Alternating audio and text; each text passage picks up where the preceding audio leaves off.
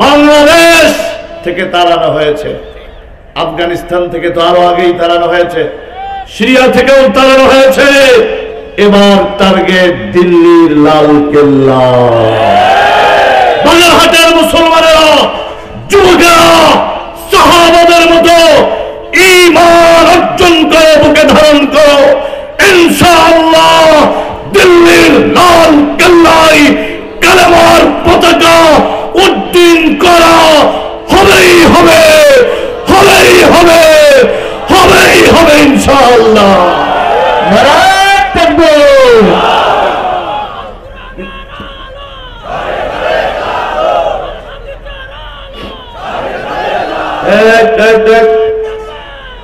কোরআনের আলো বহুত দিন ধরে ঘরে জ্বালাও, আর না, কোরআনের আলো এখন বাজারে জ্বালাতে হবে। বাজার থেকে সুদ, ঘুষ, দুর্নীতি, লুণ্ঠন, বাহাজানি, প্রতারণা, ধোঁকাবাজি, মালে ভেজাল দেওয়া, রমজানকে কেন্দ্র করে মালের দাম বৃদ্ধি করা, এগুলা প্রতিরোধের সময় এসছে। এখন শুধু ঘরে নয়, শুধু বাজারে নয়, কোরআনের আলো এবার জ্বালাতে হবে সংসদে। সংসদে অন্তর্বর্তীকালীন সরকার কিয়ামত পর্যন্ত থাকবে না। ইতিমধ্যে নির্বাচনের গন্ধ আসতেছে, নির্বাচন হবে, কিন্তু আগামী নির্বাচন অতীতের মতো হবে না ইনশাআল্লাহ। কোন গঞ্চর, কোন ডালচর, কোন টিনচর, কোন ভোটচরকে আর আমরা বাংলাদেশের সংসদে পাঠাবো না। আগামী নির্বাচনে তিনি এমপি হতে পারবেন যিনি আলেম ওলামাদেরকে ভালোবাসে, যিনি মসজিদ মাদ্রাসাকে ভালোবাসে, যিনি বাংলাদেশকে স্বাধীনতা সার্বভৌমত্বকে ভালোবাসে। এর বাহিরে চিন্তা করার সময় নাই। সুতরাং প্রস্তুত হন, প্রস্তুতি গ্রহণ করুন। একবার গেলাম সিলেটে, মনে হয় গত বছর, তো চেয়ারে বসার সাথে সাথে একজন একটা কাগজ দিল, হুজুর এই চেয়ারম্যান গমসর, একটু চেয়ারম্যানের বিরুদ্ধে বলেন। কেন কেন কয় আর আঙ্গুল দিয়ে দেখায়। আমরা আচ্ছা ঠিক আছে। তো বয়ানের এক পর্যায়ে জিজ্ঞাসা করলাম, আচ্ছা গত নির্বাচনে আপনারা পয়সা দিয়ে ভোট দিচ্ছেন কে কে? তো তালের চোটে বলে ফেলছে বেশ কিছু, হাত উঁচু করছে। এবং কত কত, কেউ 500, 1000, 2000, কিছুক্ষণ পর্যন্ত তার পাশে তখন হাত নামায় ফেলছে। আমি বললাম, শুনেন, একটা গ্রামে, একটা ইউনিয়নে, একটা থানায়, 2টা থানা মিলে একটা সংসদ আসন, কত জনগণ থাকে, প্রত্যেকের কাছ থেকে যদি পয়সা দিয়ে ভোট কিনতে হয়, তাহলে এই লোকের তো জায়গা জমি বিক্রি করে আসতে হয়, বন্ধক রেখে আসতে হয়। এরপরে যখন তিনি সংসদে যান, ওই জমি উদ্ধার করার জন্য, ওই ইনভেস্ট যা করেছিল প্রফিট আর লাভের জন্য, এখন সে চাল, ডাল, গম, তেল, রাস্তার রড, ইট, পাথর চুরি করতে থাকে। ঠিক না ঠিক? সুতরাং সামনে নির্বাচনে যদি কেউ রাতের আধারে এসে বলে 500 টাকা লো, এক থাপ্পড়ে দাঁত সব ফেলে দেবে বেয়াদব। নতুন বাংলাদেশ আর ভোট টাকায় হবে না, এখন ভোট হবে সততাই, আমানতদারিতাই, বিশ্বস্ততাই। যারা দেশপ্রেমিক, যারা ইসলাম প্রেমিক, যারা কোরআন প্রেমিক, কেবল তারাই ভোট পাবে, অন্য কেউ পাবে না ইনশাআল্লাহ। সুতরাং এই প্রতিজ্ঞা আমাদের নিতে হবে। সর্বশেষ, আজকে কয় তারিখ? ও যুবক, কালকের দিন পর কয় তারিখ? 14ই ফেব্রুয়ারি। কি এখন ঢাকা শহর লাগে না, খুলনা শহর লাগে না, গ্রামগঞ্জের মেয়েরাও হলুদ শাড়ি পরে চুলের খোপার ভেতরে গোলাপ গুজে দিয়ে ছেলে তালাশ করতে থাকে। ঠিক না ঠিক? মেয়েরা যেমন তালাশ করে, কিছু লম্পট যুবকেরা আছে, তারা ওদের পেছনে ঘুরতে থাকে। শয়তানের যেমন 14 তারিখ আয়োজন, এবং এই 14 তারিখে শবে বরাত। সুতরাং যুবক, তওবা করো, অপরাধ যা করেছ ভুলে যাও। ঈমান তাজা করার জন্য প্রথম তুমি আসো। আজকে তওবা করার, দেরি করার সুযোগ নেই। একটা কথা বলে আমি আমার বয়ান শেষ করছি। তানবীহুল গাফিলিনের মধ্যে ফকি আবুল্লাহ সামরকান্দি লেখেন, এক যুবক কাফন চুরি করত। তো দৈনিক গোরস্থানে গিয়ে তাজা লাশ দাফন হয়, কাফনের কাপড়টা খুলে নিয়ে চলে আসে। তো একদিন নিয়ম অনুযায়ী, অভ্যাস অনুযায়ী গেছে কবরস্থানের ভেতরে, গিয়ে দেখে এক সুন্দরী যুবতী, আজকে তাকে দাফন করা হয়েছে।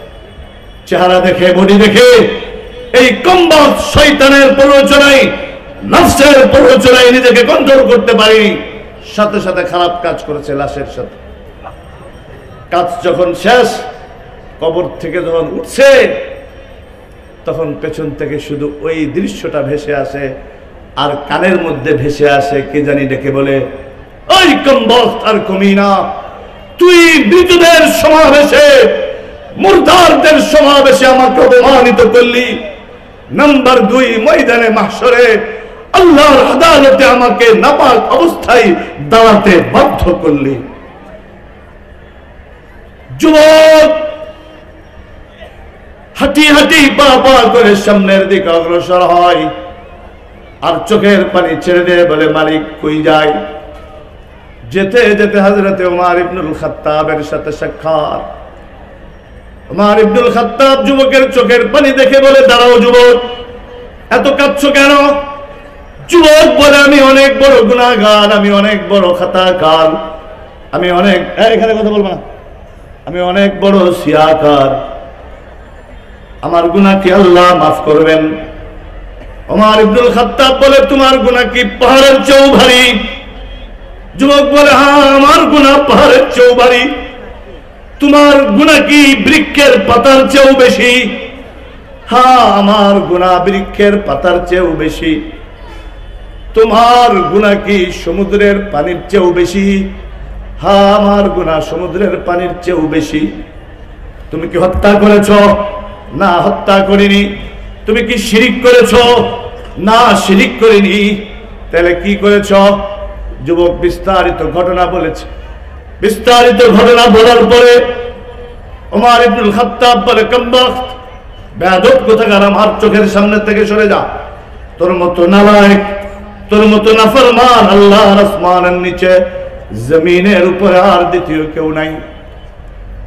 কিন্তু যুবকের চোখের পানিটা এমন ছিল, ওমরের দিলটাকেও নরম করতে বাধ্য করেছে।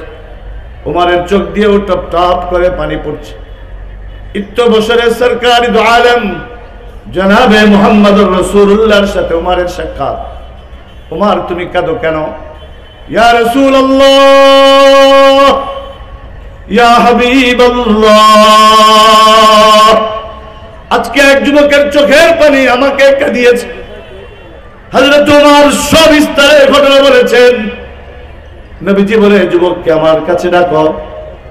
নবীজির সামনে যুবক দাঁড়াবার পরে যুবকের চোখের পানি দেখে নবীজি বলেন, কি করেছো বলো। বিস্তারিত ঘটনা যুবকের মুখে শোনার পরে নবীজি বলেন, সর আমার সামনে থেকে, বেরিয়ে যা আমার দরবার থেকে, তোর মতো নাফরমান দ্বিতীয় আর কেউ নাই। যখন তাড়িয়ে দিয়েছে নবীজি, এবার যুবক পাহাড়ের পথ ধরেছে। পাহাড়ের চূড়ায় গিয়ে 1 দিন, 2 দিন, 3 দিন, 20 দিন, 30 দিন, 40টা দিন পর্যন্ত কাঁদে।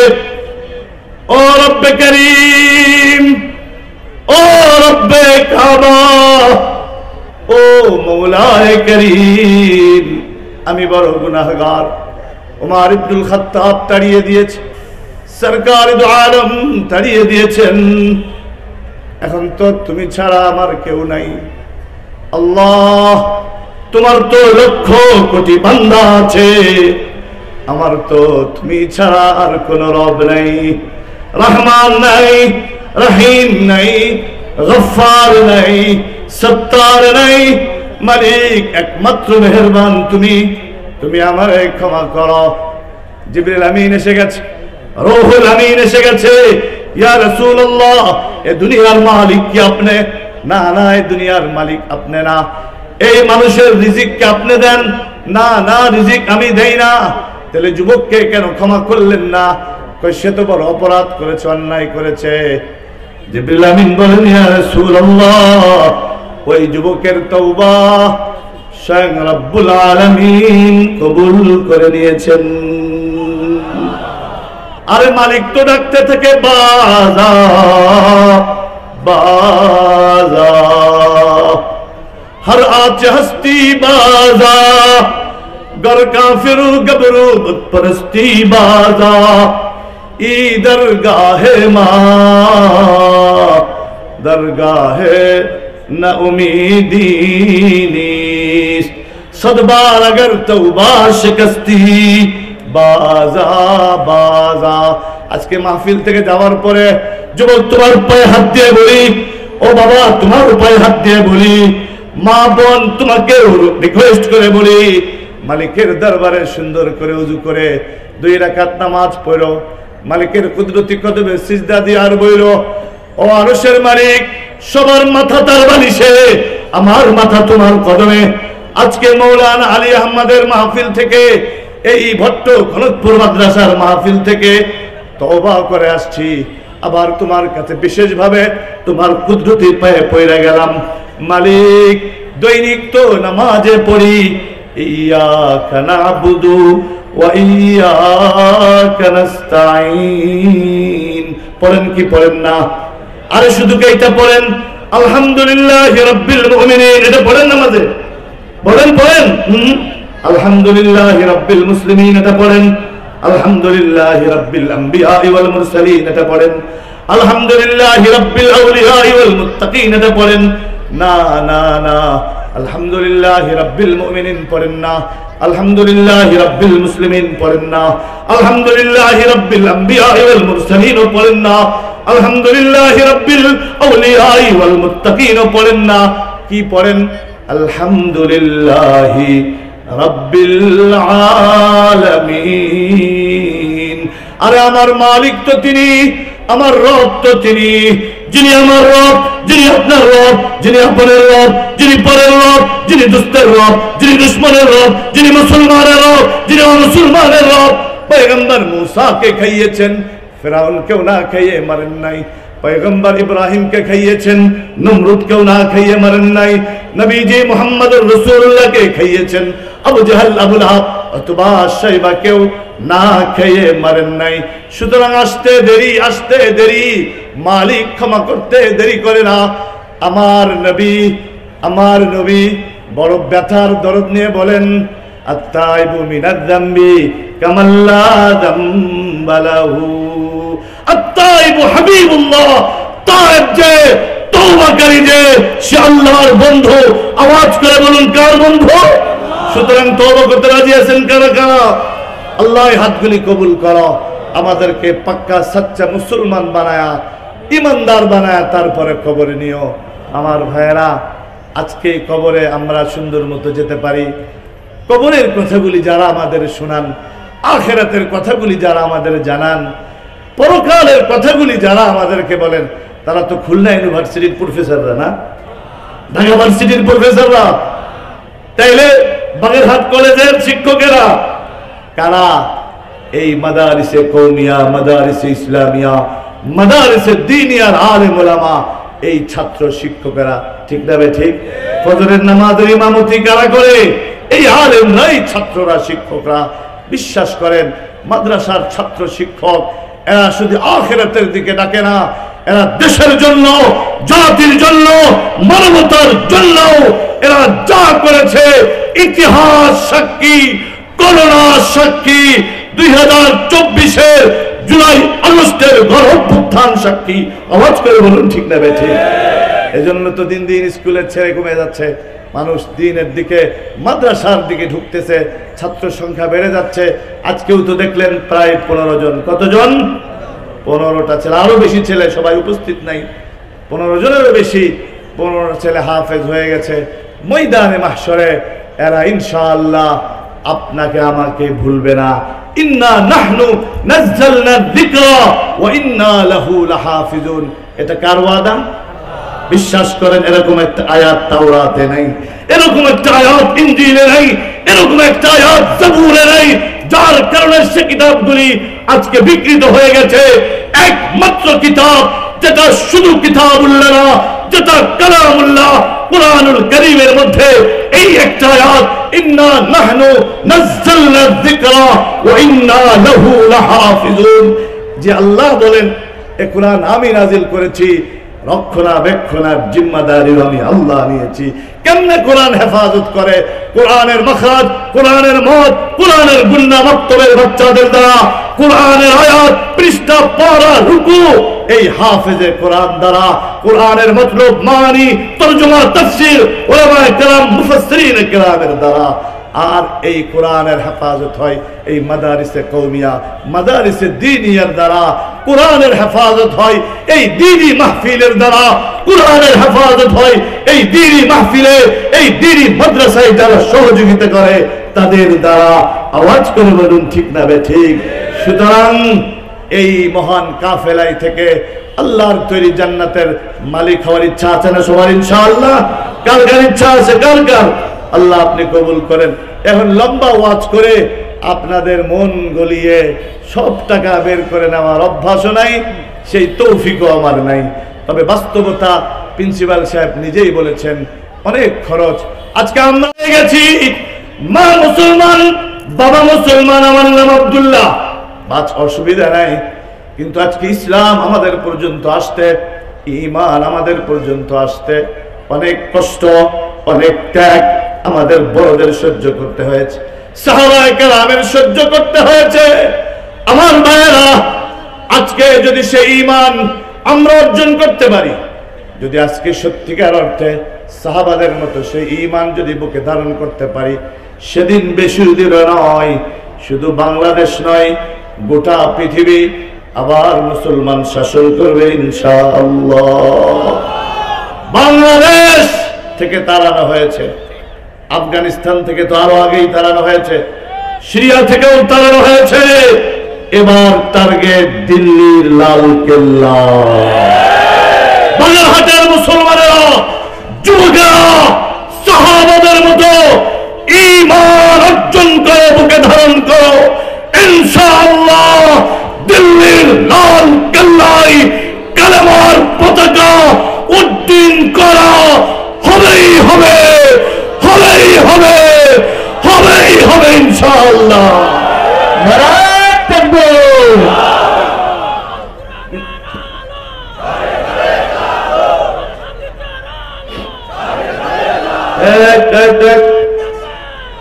কোরআনের আলো বহুত দিন ধরে ঘরে জ্বালাও, আর না, কোরআনের আলো এখন বাজারে জ্বালাতে হবে।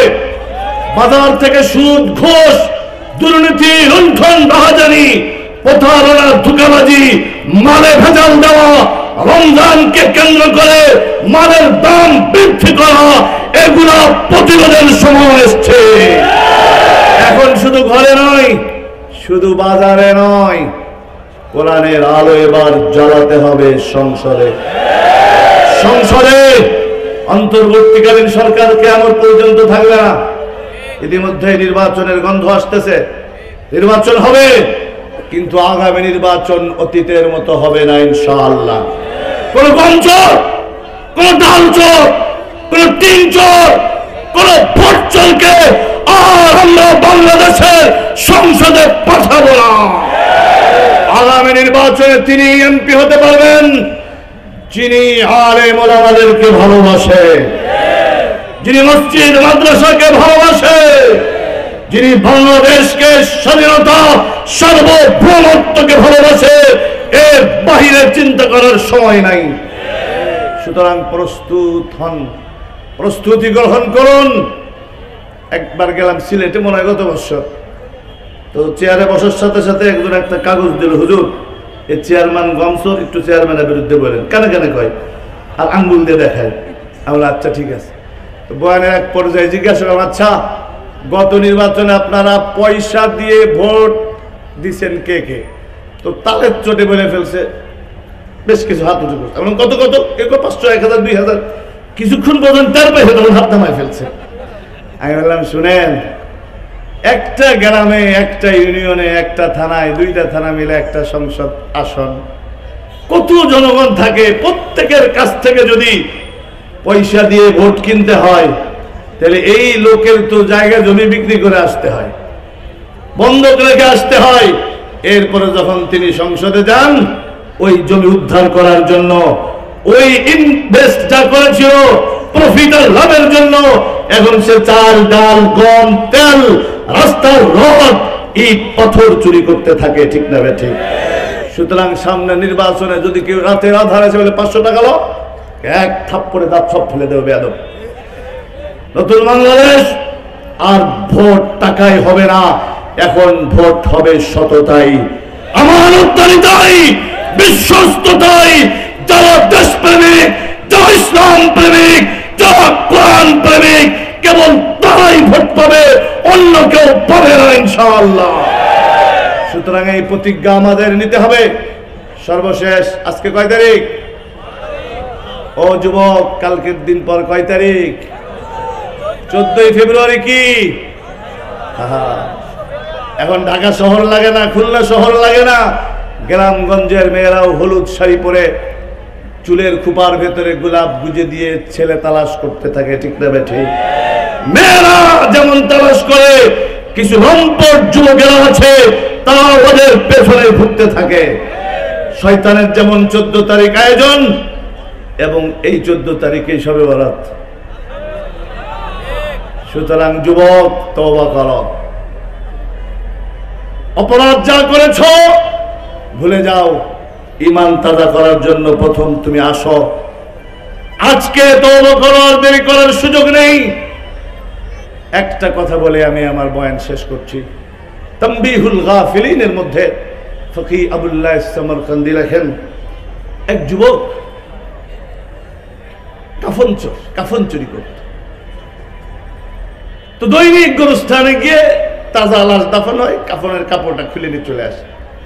তো একদিন নিয়ম অনুযায়ী, অভ্যাস অনুযায়ী গেছে কবরস্থানের ভেতরে, গিয়ে দেখে এক সুন্দরী যুবতী, আজকে তাকে দাফন করা হয়েছে। চেহারা দেখে, বডি দেখে, এই কমবখ শয়তানের প্ররোচনায়, নফসের প্ররোচনায় নিজেকে কন্ট্রোল করতে পারেনি, সাথে সাথে খারাপ কাজ করেছে লাশের সাথে। কাজ যখন শেষ, কবর থেকে যখন উঠছে, তখন পেছন থেকে শুধু ওই দৃশ্যটা ভেসে আসে, আর কানের মধ্যে ভেসে আসে কে জানি ডেকে বলে, ওই কমবখ আর কমিনা, তুই মৃতদের সমাবেশে, মুরদারদের সমাবেশে আমাকে অপমানিত করলি। নাম্বার 2, ময়দানে মাহশরে আল্লাহর আদালতে আমাকে নাপাক অবস্থায় দাঁড়াতে বাধ্য করলি। যুবক হাঁটি হাঁটি পা পা করে সামনের দিকে অগ্রসর হয়, আর চোখের পানি ছেড়ে দিয়ে বলে, মালিক কই যায়?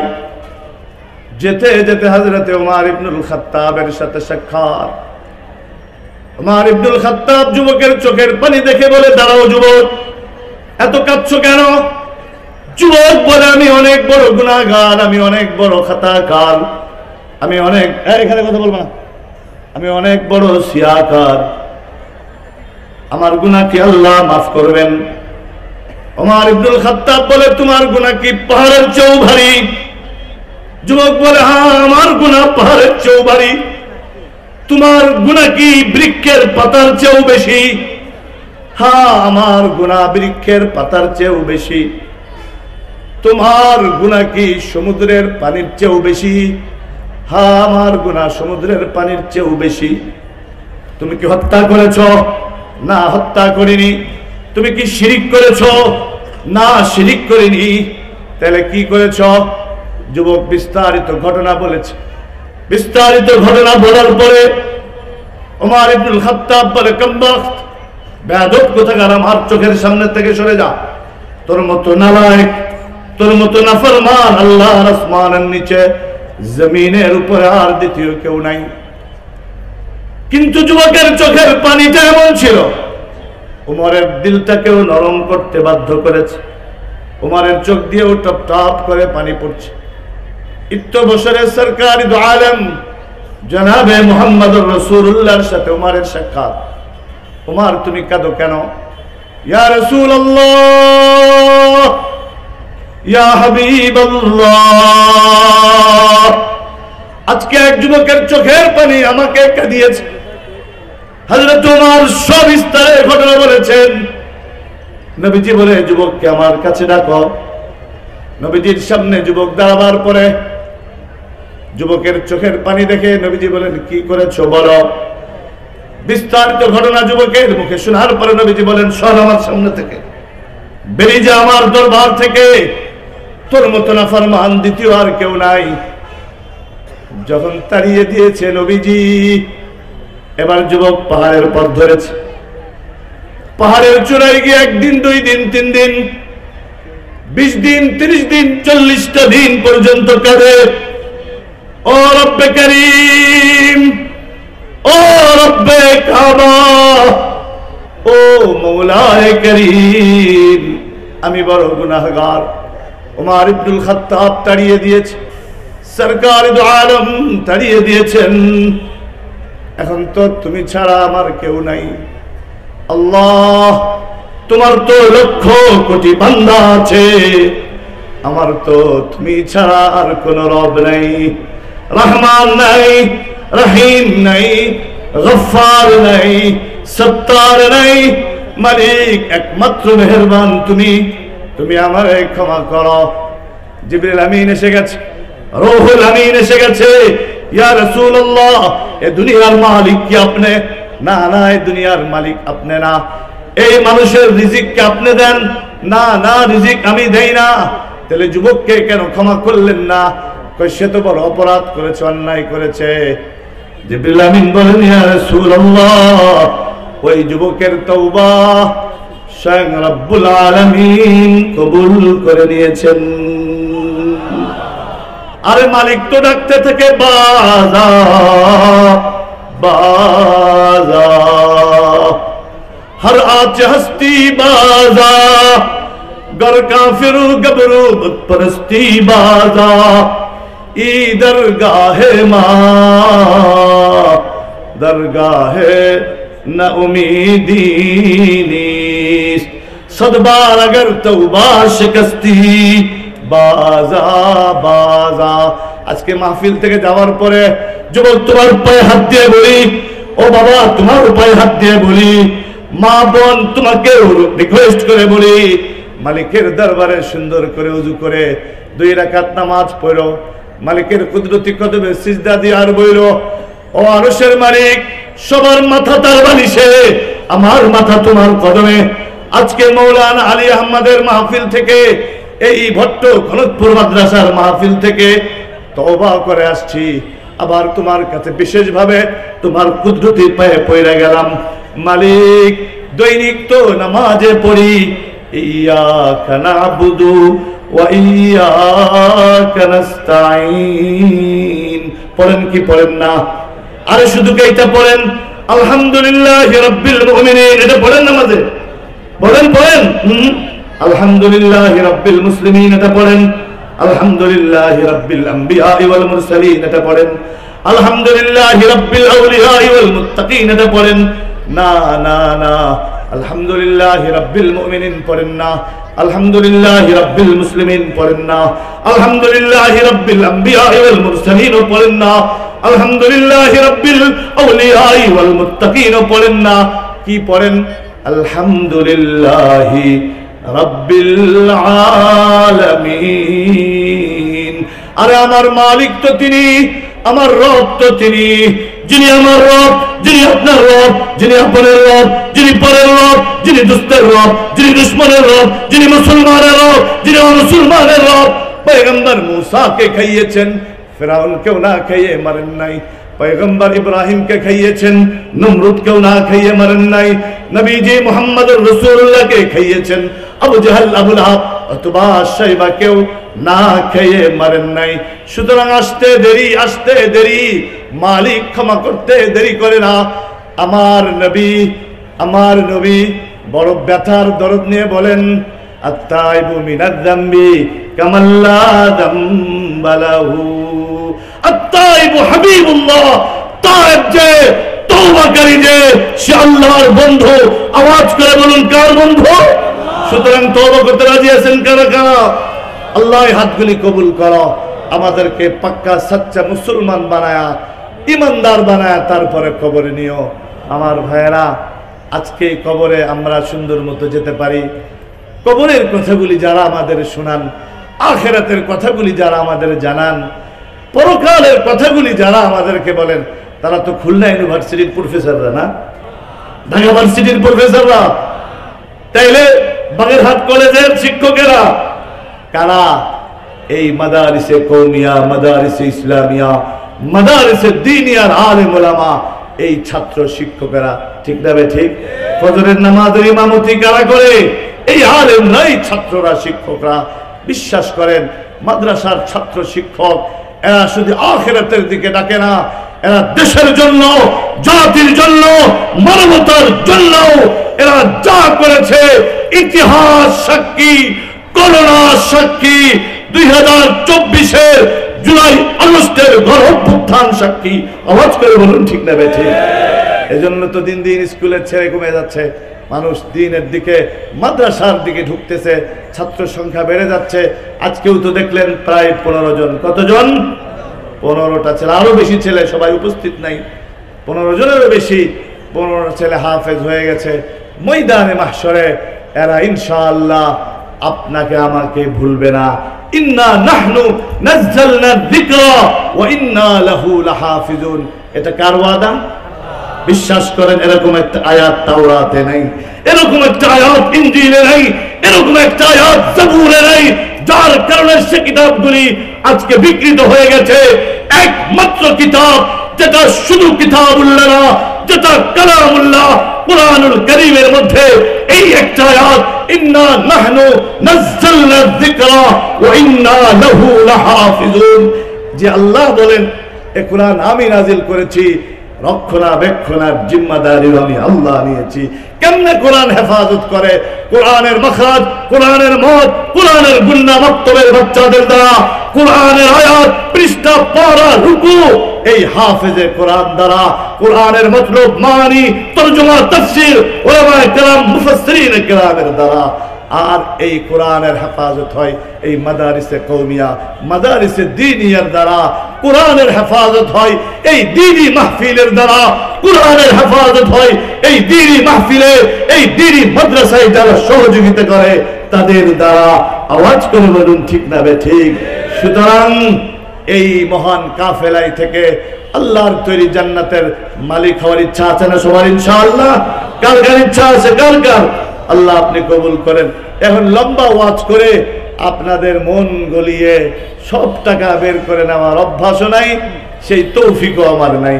তবে বাস্তবতা, প্রিন্সিপাল সাহেব নিজেই বলেছেন অনেক খরচ। আজকে আমরা